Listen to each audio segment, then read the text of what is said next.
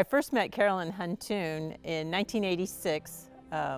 It was the year I first started working at NASA as a postdoctoral fellow. Her research in the neuroendocrine system in space was incredibly important. It was groundbreaking research that helped us understand how the body and the systems are changing when they go into space. Considered one of the foremost scientists in the United States, Carolyn Leach Huntoon made history in 1994 as the first woman director of NASA's Johnson Space Center in Houston. She played an essential role in leading an organization that carried out some of what are arguably the greatest scientific and engineering feats that human beings have ever been organized to carry out together. Carolyn grew up in the small central Louisiana town of Leesville. Her parents were Lucille Godwin Leach and Anthony Claude Leach. She was the youngest of 6 siblings, and it was taught to her from an early age that they were responsible for her and she was responsible for them. She graduated in 1958 from Leesville High School and attended Northwestern State University in Natchitoches, majoring in biology and medical technology.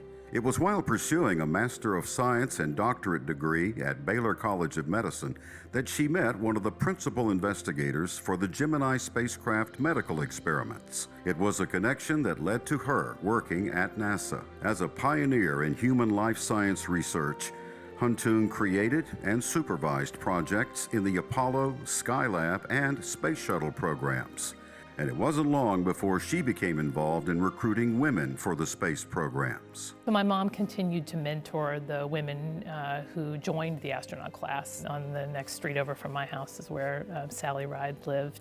She'd often come by our house. This was even before Sally was selected as America's first woman in space. Seeing a young astronaut who was really needing mentorship, and that she came to my mom and my mom was able to help her. Carolyn, I think, is a trendsetter that has enabled a lot of women to really do a lot more. As a rising star through the ranks of NASA, she was recognized internationally as a leader on issues of aerospace medicine and worked in collaboration with the Soviet space program. This was at a time when relations between the U.S. and the USSR were not good. And yet, in the sort of common spirit of science and the scientific method and experimentation, these scientists got together. I had no real experience in international negotiations or what that would take, so it was a big door opening for me in terms of learning new things and challenging myself, which is actually what I really credit Carolyn for teaching me.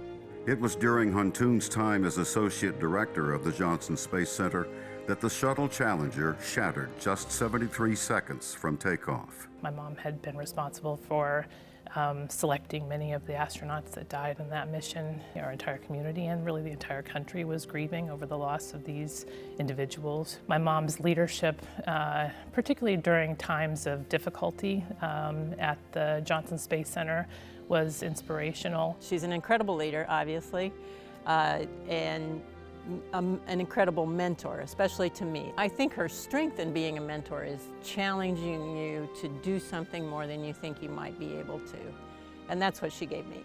Following her time at NASA, Dr. Huntoon served Presidents George W. Bush and Bill Clinton as the Department of Energy's Assistant Secretary for Environmental Management. In that job, she oversaw the cleanup of over 100 of the nation's nuclear sites. Thinking back to the fact that my grandfather, had a plumbing business and had dropped out of school in 3rd grade, that's really, it's kind of a remarkable American dream story. Married in the summer of 1969, Carolyn Leach Huntoon and her husband Harrison recently celebrated their 50th wedding anniversary on a Mediterranean cruise with their daughter Sally, her husband Michael, and granddaughters Lucy and Sophia.